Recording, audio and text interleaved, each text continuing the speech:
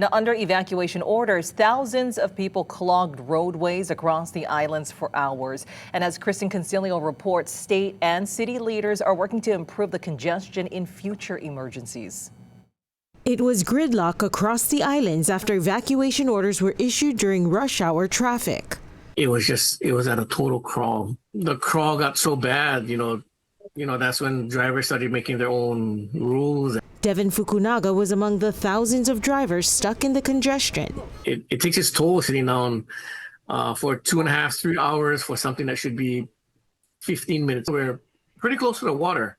So if we were stuck there and the tsunami did hit, we wouldn't be able to move. Despite the city adjusting stoplights to help with traffic flow, it came to a point where the light rotations went passing by like 3, 4, 5 times, and you was lucky if you moved up one car length. Cars were stuck in traffic because of the unprecedented level of congestion. We could have kept the lights green all the time, but they couldn't get through the intersection. The major problem areas were on Ala Moana Boulevard, King and Beretania Streets, and of course, the freeway.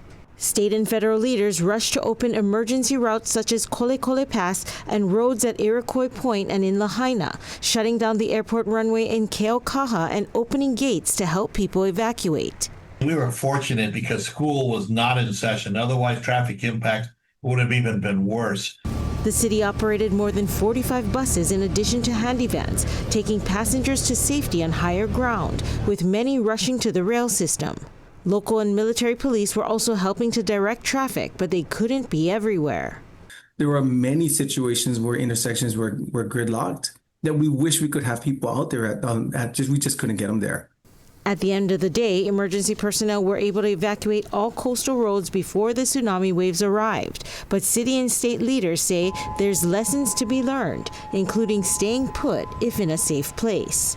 Fortunately, some of the offices in downtown evacuated their buildings, so they forced people to leave the building. And I think we ought to talk to the building owners about, adding this to our toolkit of emergency things that we could do better. I wish we could have gotten more information out to the public on the availability of transit that's out there, using either rail or bus to make sure you can move a lot more efficiently throughout the traffic.